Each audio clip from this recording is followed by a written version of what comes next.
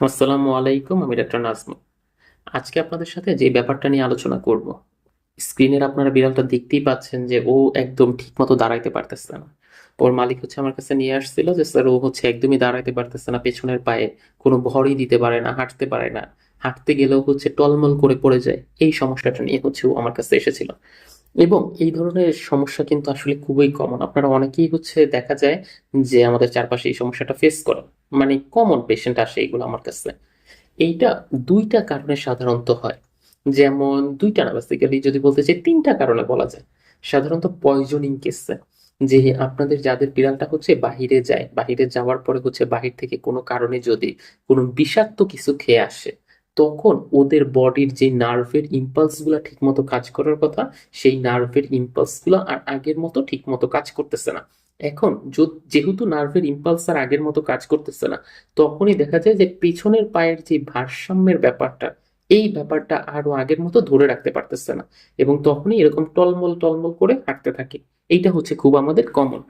Second যেই কারণটা হচ্ছে এটার পেছনে জড়িত থাকে, সেটা এরকম ভাবে বলতে হয় যে মাঝে মধ্যেই বাহিরের যে বিড়ালগুলো আছে সেই বিড়ালগুলোর সাথে মারামারি করে, অথবা ভারী কোনো কিছুর নিচে হচ্ছে একটু চাপা খেয়ে আসে, বা হচ্ছে কেউ যদি ওদেরকে আঘাত করে, তো সেক্ষেত্রেও আপনারা দেখবেন কি যে ওদের বডির পেছনের যেই পাটা আছে, এই পেছনের পায়ের অংশে ওই জায়গার নার্ভটা ড্যামেজ হয়।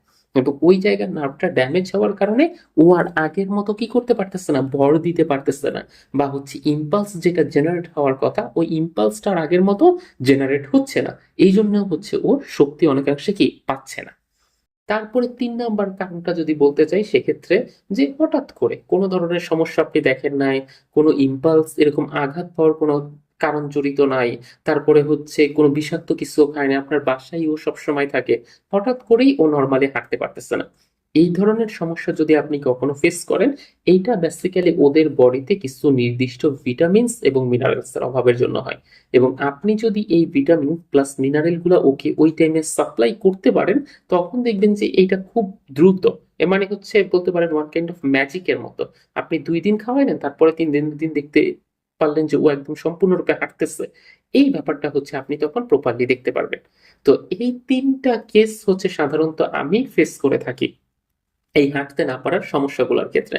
এই জন্য হচ্ছে প্রপারলি ডায়াগনোসিস করাটা, যে আসলে কি সমস্যার থেকে এটা তৈরি হয়েছে, এইটাই হচ্ছে এই রোগের মেইন কারণ। আপনি যদি প্রপারলি ডায়াগনোসিস করতে না পারেন যে এটাকে আসলে ব্যথার থেকে হয়েছে, এটা কি কোনো ধরনের ফুড টক্সিসিটি থেকে হয়েছে, নাকি এটা ভিটামিন প্লাস মিনারেলস এর অভাবের জন্য হয়েছে, এইটা প্রপারলি ডায়াগনোসিস করতে না পারলে কখনোই দেখবেন যে ও আর পেছনের পায়ে ভর দিয়ে ঠিকঠাক মতো কি করতে পারতেছে না, হাঁটতে পারতেছে না, এই প্যারালাইসিস হয়ে যাচ্ছে।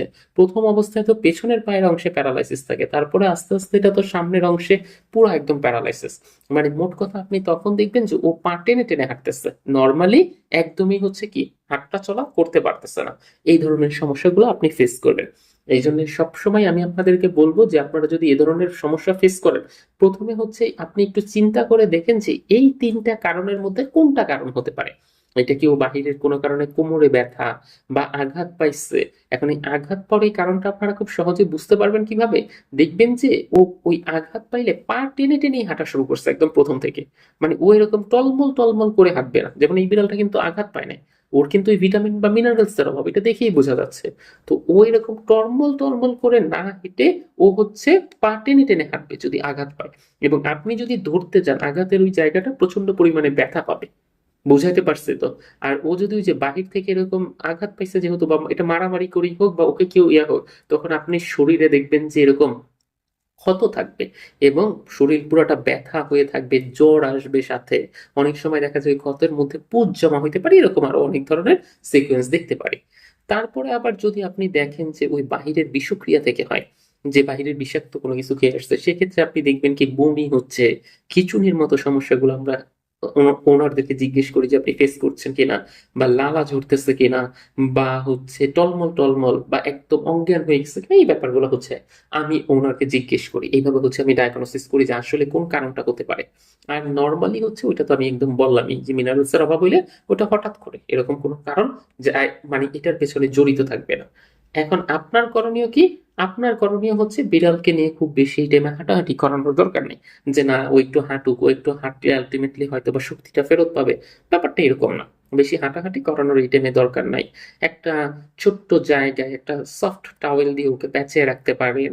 তারপরে হচ্ছে ওর যে পেছনের যে অংশটা আপনারা অনেকেই মনে করেন যে একটু মাসাজ করে দিই সরিষার তেল বা একটু হলুদ দিয়ে রসুন দিয়ে মাসাজ করলে হয়তো বা আরেকটু ইয়া পাবে, শক্তি পাবে স্পাইনাল কর্ডের ওই জায়গায়। ব্যাপারটা এরকম না।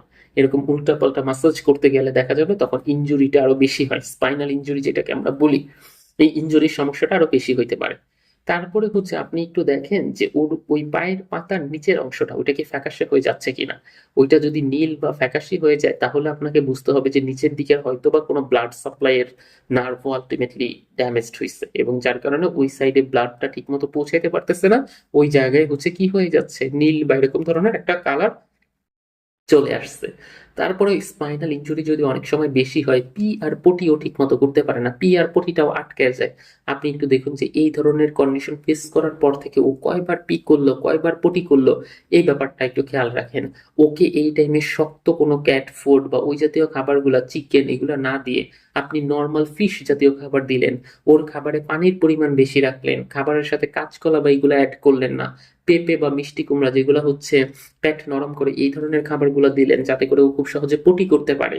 এই ব্যাপারগুলো হচ্ছে ওভারঅল যদি আপনি একটু দেখেন তাহলে দেখবেন যে আস্তে আস্তে আপনি ওর সম্পর্কে একটা সম্যক ধারণা পাচ্ছেন, এবং এটা কিন্তু মেডিসিনের কেস। দ্যাট মিনস মেডিসিন ছাড়া এটা কখনোই ভালো হবে না।